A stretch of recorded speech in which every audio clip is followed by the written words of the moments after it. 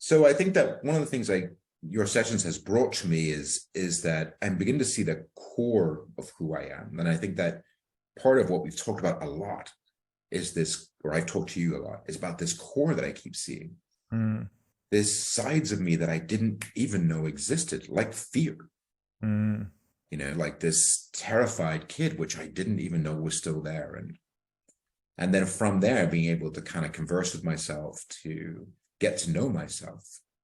And then from there, really getting to know what motivates me, what mm, moves me. And what moves me is helping other companies. mm, Ironically, a man who tried to detach himself from life, literally buying privacy, buying isolation, mm, is now moving into a business where I'm completely upfront. Like mm,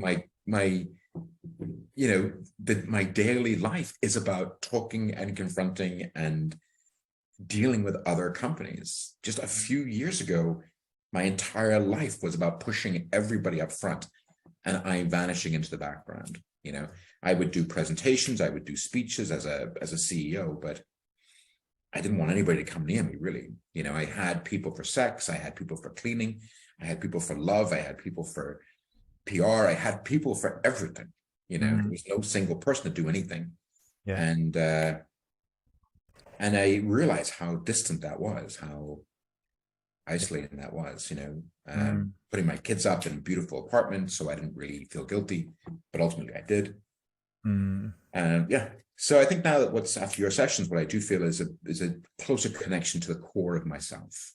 You know, mm, I hate to admit that I think I'm more complicated than most people that maybe you dealt with. I think that there might be some people who feel like eureka, that's it, and I haven't quite felt like that. So I'm disappointed in myself that I'm not more of a eureka person for you. I wish I was, but I think that maybe there is more people that need more of a drip effect, more of a wearing down of mm.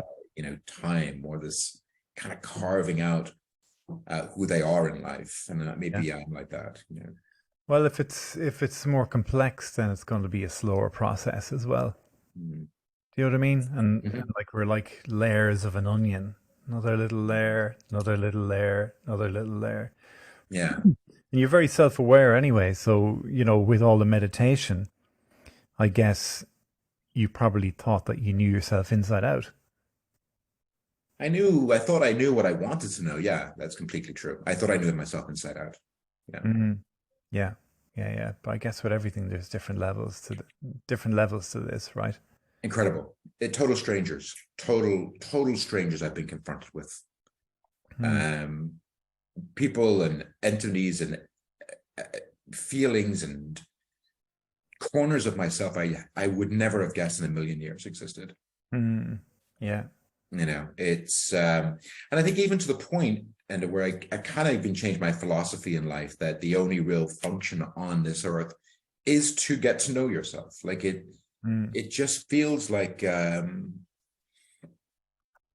it just feels like the journey of what we're supposed to do. And that to me resonates a little bit that I do love the idea of life being a journey. I love the idea of companies being a journey. I love the idea of all of that building, and the journey of building. mm. Um, so when I start to look at the foundation of myself, I begin to think, wow, that really is what we should be taught from a very young age. Mm, It should be our main function. yeah. And You know? there's another one. It's like we're here to learn how to manipulate energy as human beings as Mm, well. And you've had some really interesting experiences with the energetics of the session as well, right? Remember you were saying you had to stop and get up, and come back, mm-hmm, or just it became you thought your head was going to pop at one point, right? mm-hmm, Because it was like Kundalini like energy coming mm-hmm, up and it was all residing in your head. mm-hmm. It wasn't going anywhere. It was just actually all building up there, and you just like opened your eyes and just. Yeah, yeah, I had to. There's a lot of energetic movement there. A lot of energetic movement, and that I wouldn't call it a panic attack, but at one point there was a slight panic that I was just getting too close to myself.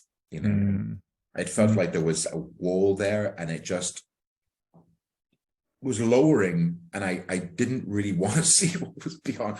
Like I just began to panic a little bit Yeah. as to what was beyond it, you know. Yeah.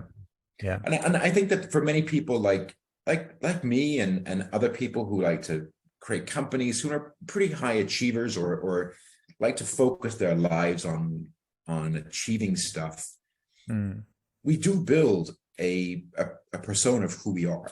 You know, we're very much a construct, and it's very necessary to live the lifestyle of an ambitious person, to build a construct of yourself. You struggle if you don't build a construct of yourself, because you know your world is based in a fairly unrealistic, high aspiration, high. It's it's built around a lifestyle that is really not achievable by many people. So there must be a surrealness about it. There must be a lack of reality in what you build. I'm a working class guy who wants to build $100 million, $200 million companies. Why? My uncle was a van driver, you know, my father's an electrician, you know, why would I want this? What is the motivation behind this? So I think in order to try to achieve these things, you have to create a construct of who you are. You know, you have to be your own superhero, and you have to have your own villains inside yourself. You have to be the antagonist and protagonist. So over time, when you get to your 50s, like me, that stuff is a lot like the real you is kind of lost a little bit. You don't know what was the original motivator. You just know that you were passionate and driven.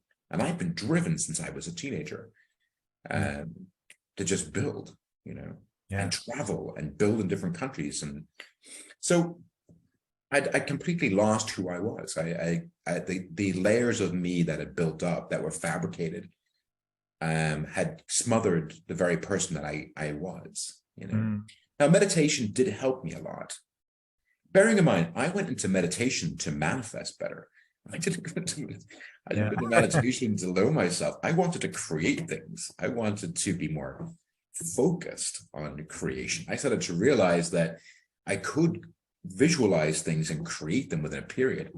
My goal was to manifest quicker and more adroitly and more streamlined. It was purely selfishly motivated. It was purely materialistically motivated. To create a better house, to create a better body, to create a, you know,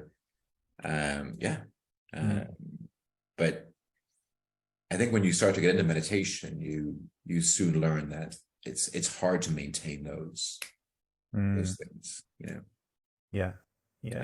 And there were times in my life when I didn't want to meditate because I felt too numb.